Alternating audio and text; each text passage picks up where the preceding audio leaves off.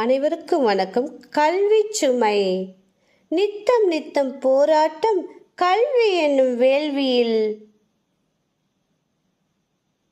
கழுதை முதுகின் பொதியைப் போலவே பிள்ளை முதுகில் புத்தக பொதி.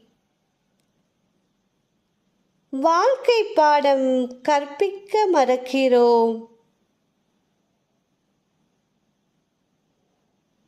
நித்தம் பிள்ளை அவன் திறனை மதிப்பெண் பட்டியலில் தேடித் தொலைகிறோம்.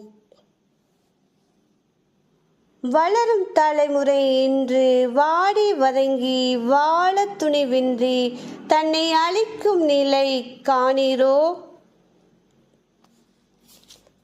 ஓ பெற்றோர் சமூகமே, பிள்ளைக்கு கல்வி என்பது வெறும் எழுத்துக்களும் மதிப்பெண்களும் மட்டுமல்ல, அது வாழ்க்கை பாடம் என்பதை கற்றுக்கொடு. இப்படிக்கு உன் அன்பு சகோதரி கலையரசி. நன்றி, வணக்கம்.